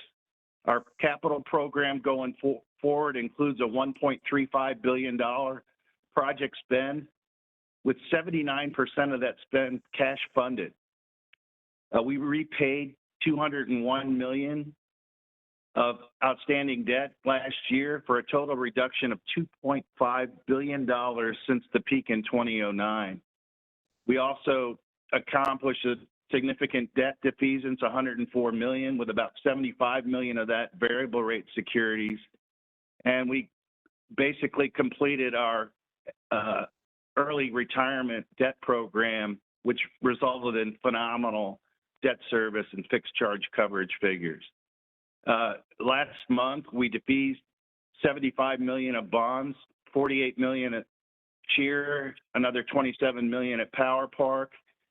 We had intended to do all $75 million of the JEA bonds, but we ended up saving about $6 million in not defeasing some Build America bonds for Plant JEA that carried redemption premiums of 26%. So it was wise to go after some of this Power Park debt. And then regarding Power Park specifically, we're looking forward to defeasing $102 million, hopefully more, when the remediation is complete in the next month or two. And rates are currently at the median here in the state of Florida. In the water system, likewise to electric, maintain sound operating and financial metrics. We finished with a debt to asset ratio below 40% for the first time since year 2000. A capital program of $2 billion, and I repeat, $2 billion, is financed 75% with internal cash and another 25% with the bond funding. We repaid $55 million in outstanding debt in 2021 for a total debt reduction of $858 million since 2011, and again with a debt to asset ratio under 40%. Coverage remains strong, and our rates are currently lower than the median for the Florida peers that we track.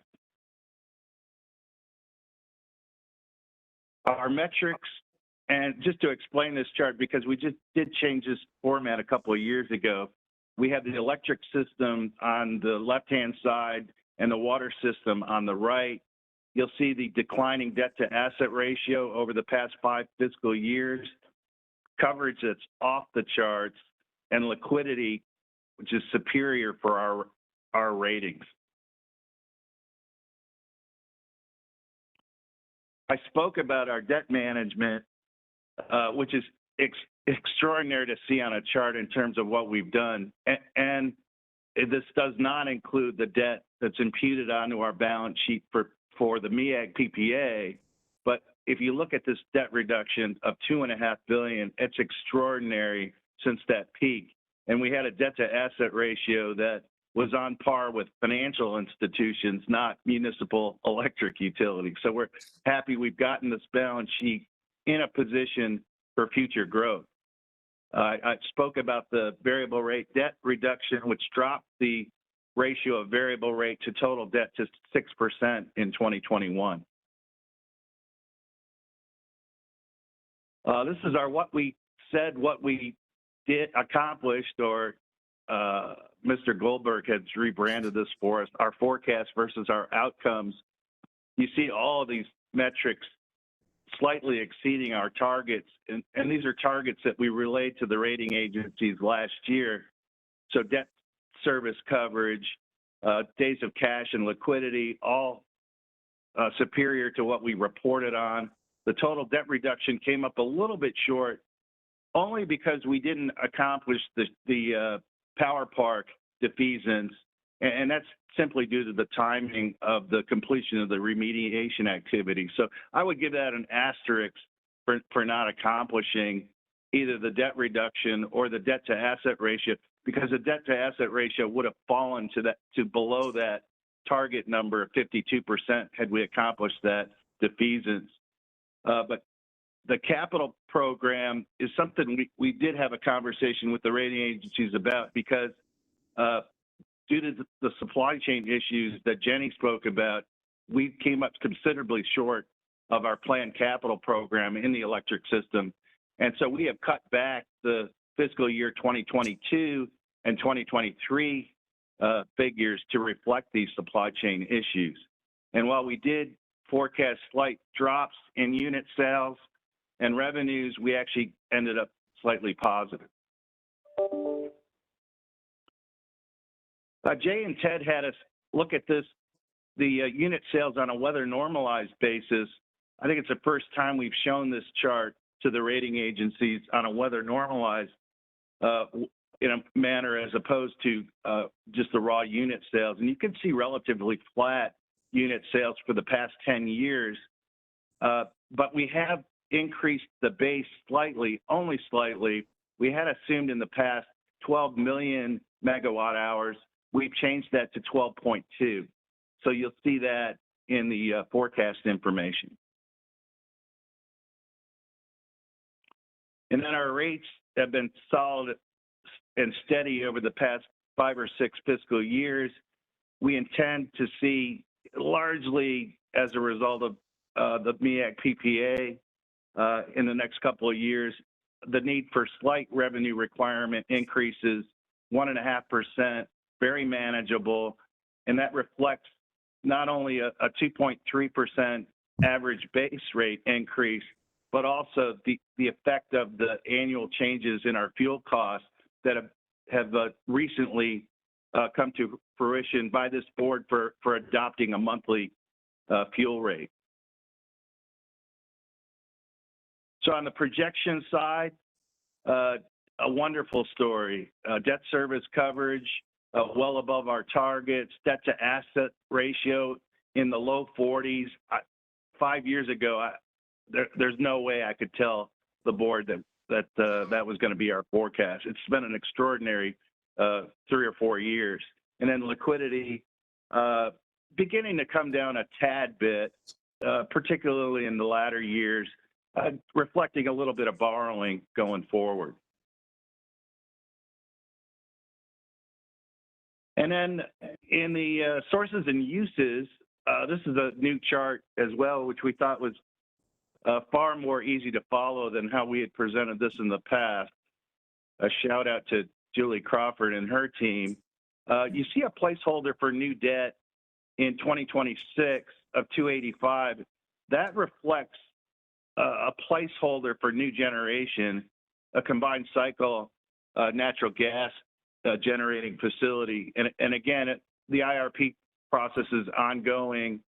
Merely for planning purposes, we put the beginning of a borrowing need for new generation in the electric system. So moving over to water, while is not a significant decline as electric, still a great story. I commented on the $858 million of debt reduction since the peak in 2011. Variable rate exposure has been reduced over time, still relatively modest at 13%, and we will look for opportunities to fix that out here in the next couple of years. Financial results versus our forecast show significant figures in each of these categories: debt service coverage, days of cash and liquidity, a total debt reduction that's exceeded our forecast, a debt to asset ratio below 40% for the first time in 20 years, and a capital program at $201 million, which was slightly above the plan. We had forecast increases in both KGAL sales and system revenues that actually dropped a tad bit, largely due to the wet weather that we encountered in the summertime. So unit sales, this is raw sales data. We have not weather normalized this. We'll continue to consider doing that, but because of water conservation and low use water heaters and other appliances, we're not seeing as big an impact due to weather in unit sales. But going forward, we are projecting a 2% increase in total system unit sales. And you see at the bottom of the chart, the split in the various water reclamation, reuse, et cetera. Residential rates, unbelievably steady. If we took this chart out a few more years, you would see the same kind of steadiness in rates. We're at a great point, and see no need to increase our residential rates for either water or water reclamation in the next 5 fiscal years. Financial projections, again, belie the past few years in terms of the improvements that we've made in the balance sheet. We continue to see strong debt service coverage well above our pricing policy standards, debt to asset ratio staying in the high 30s, and then liquidity is strong, again, beginning to drop a tad bit in the out years due to some borrowing for the $2 billion capital program. And sources and uses, again, you see the $2 billion spend over the next 5 years, and 75% of that spend is funded with internal cash. About $500 million assumed to be borrowed beginning either next year or in fiscal year 2024, depending on the spend of the water system. So solid. I mean, unbelievable to finance a $2 billion program largely internally. So conclusions, we made this pitch last year and we continue to make it again, that the electric system, 2 of the 3 rating agencies have us in the single A rating category. We believe the metrics and operations indicate a AA rating for electric and a AAA for water and water reclamation. We believe we're uniquely positioned to fund significant capital programs in each system, largely with internal cash. And we made this point rather emphatically that at this point, Fitch is the only rating agency that kept us at AA for each system. But we're going to continue to make this point. Again, the governance and leadership issues were raised and I believe have been addressed. And both Chair Baker and Jay commented on the stability of the board and the new leadership team. So with that, just a huge commendation to my staff, not just in finance, but really everybody in operations there's so many people, I can't name them all, that had roles in updating this information. It's an annual labor of love. And I want, everybody knows who they are that that contributed to this presentation. So with that, I'll ask if you have any questions. Joe, thank you so much. I just want to reiterate, this shows leadership from John and Jay and the whole team. And, all these numbers are a lot of effort of all the employees that are involved in JEA. So thank you. I have a question I'll hand over the board, but how does these rating agencies look at Vogel? I mean, it's an off balance sheet debt, but how do they look at that asset? Well, they kind of handle it in different ways. To me, granted, it is off balance sheet debt, but that debt service, as well as the other costs of O&M, are treated above our debt service payment. These payments have priority over our bond debt payments that JEA is obligated for. So to me, that's super priority. Now, S&P has told us that as a rule of thumb, they take half of the debt that's been issued and impute it onto our balance sheet. I haven't frankly studied that. I haven't seen that. And then Moody's said they're beginning to impute that debt. If you're going to impute any debt, I would lead them in the direction of what our principal payments are projected to be over the next 20 years. And that's a lower number. That's about 700 million. So, well, currently 700 million. I think that's going to grow to about 900 million, but still far less than we've disclosed total bonds being issued of about $3 billion. To impute half of that debt onto our, I think that's too much. But that's how they look at it. Yeah. So We got to S&P told us that's how they look at it. we continue to push back but that's how they look at it. And so that's how it impacts our ratings. Any questions from the board? How long till we hear back? So how long, some of them, how long do we hear back from each of the three? Generally, unless we're in the market, they're on a regular annual review process. So I'd say probably in the next couple of months. But if not, we intend to do a refunding offering in each system this summer. So we'll have to have ratings in late June.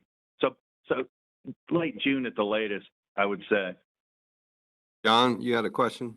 Yeah, a comment and a question. First of all, Joe is an absolute gift to JEA.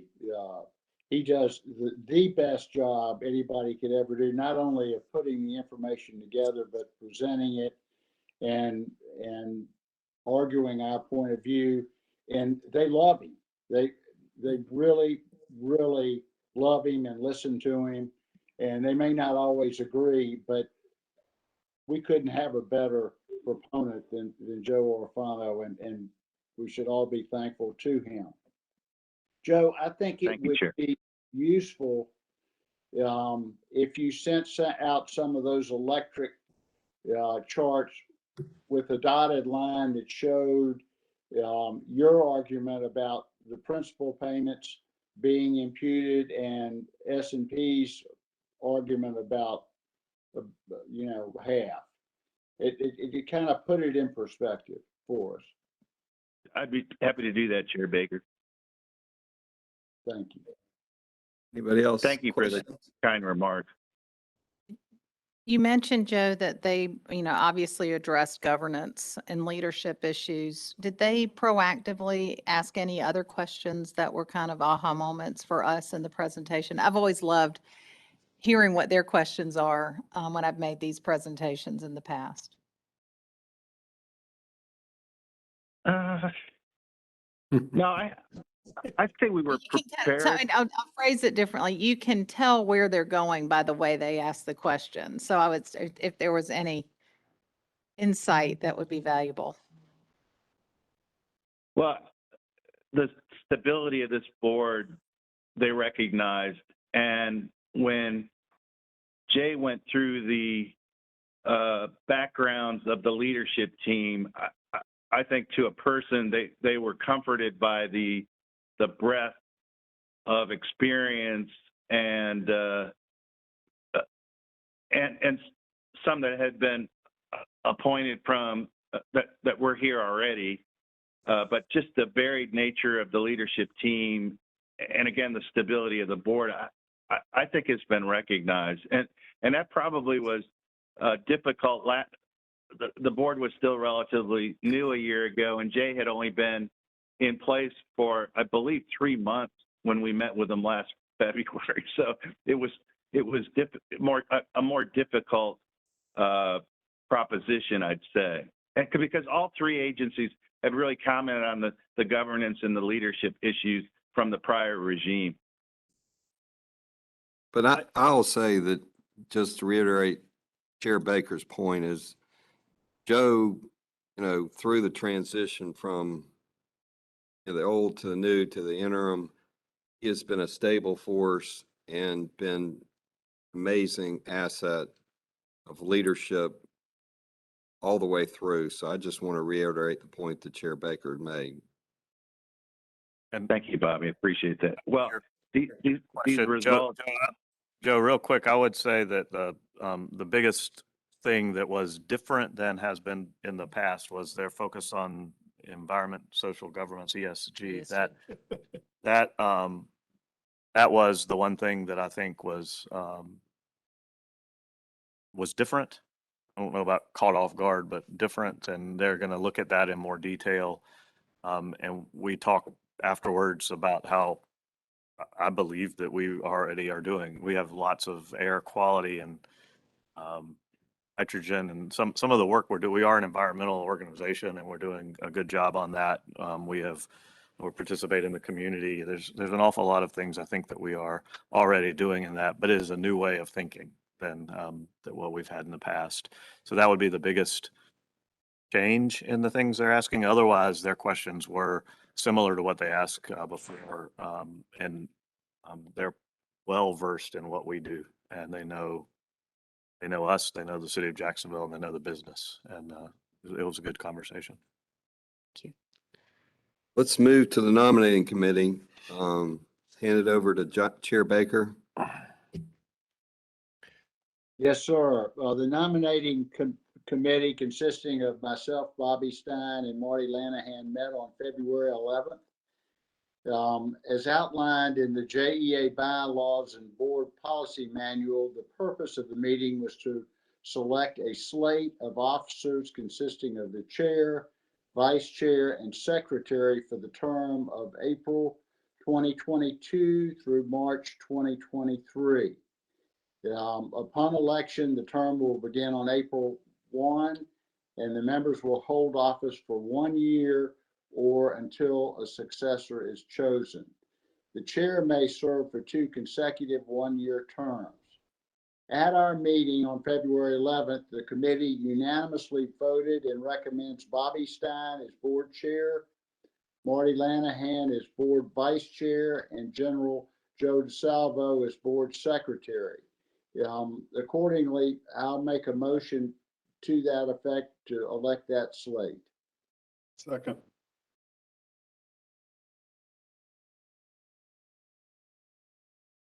Any discussion? I mean,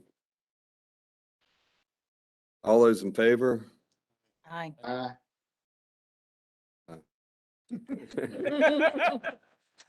I just want to make a comment.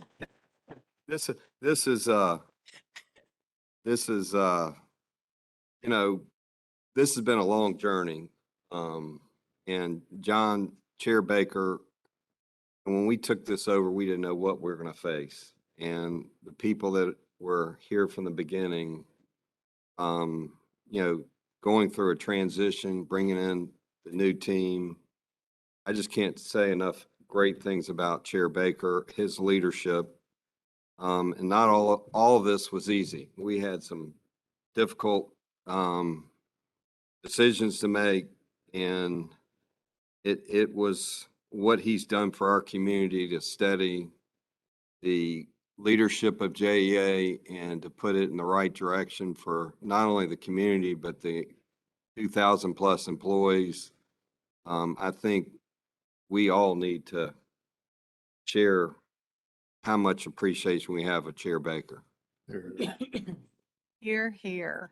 And I mean, there were you're not going away, John, so I need to be careful about how I say this, but I just always inspired by the way you handle every situation with grace. And one of those moments was when we asked you in the nominating committee last year to serve as chair for the second year. And, you know, that was it. We knew what we were asking and you knew what you were accepting. And I just want to say thank you because the work that you started in your first term, we needed you to finish with a second term. And we'll release you on April 1st and turn it over to Bobby. But really just appreciate you being willing to serve this organization and this community for 2 years in the capacity that you have. Thank you. Thank you, Marty.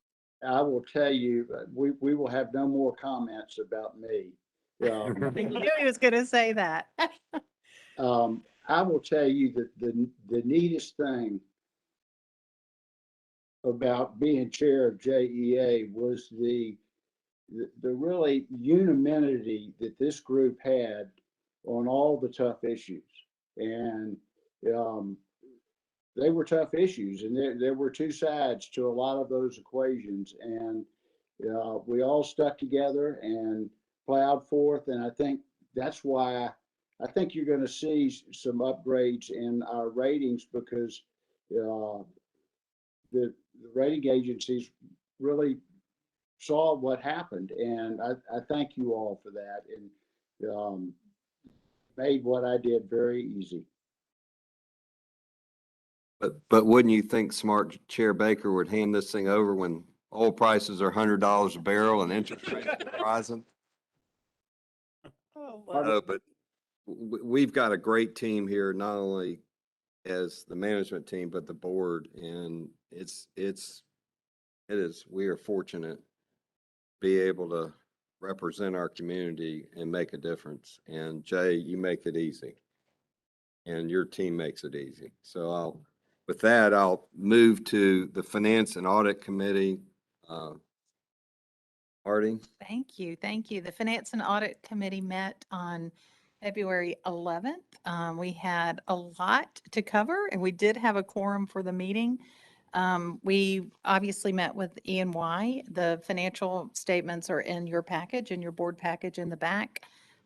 We received a no concerns audit with E&Y. They were very complimentary of the staff and appreciative of all the help that the staff had helped them with through the course of their audit. We talked about cost of service update. Before I leave audit, I want to thank the internal audit team. We were able to use our own internal audit team for 200 hours of work in this year's audit, which saves a lot of money. And we're asking them to step up and provide about 300 hours of service in next year's audit. So thank you to Steve and his team. We went over cost of service updates for both electric and water. We're working hard to make sure that our rates are equitable and fair, and that we are covering the costs that we should be covering in our base rates. We will continue that work over the coming years, and want to make sure that everybody understands what we said in the past, that rates, this rate process is really kind of art. It's not science, as we heard from supply chain challenges. We'll continue to review our base rates. We also had promised previously more transparency in our budget process. We looked at our 23 budget assumptions during this meeting, and the final budget assumptions will be presented to us at the May meeting to then come before this body. Audit services update, talked to Steve and his team, and there were no issues that we felt that were concerning enough to present to this body. And obviously we met in executive session with E&Y and with the internal audit team, and neither of those meetings netted any concerns for us as the committee.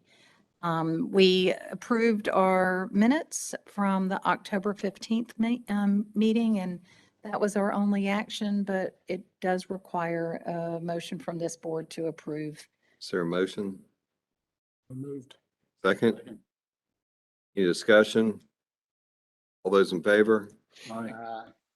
Motion is approved. I'll just say, and I think John would reiterate, Marty's done a fantastic job in this capacity.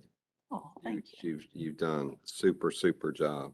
Now, again, the staff has made it easy, and our progress around transparency into the numbers has been really appreciated by me as chair. We hope to keep you as chair. Oh, is that what this is? With that being said, any other comments? Meeting is adjourned.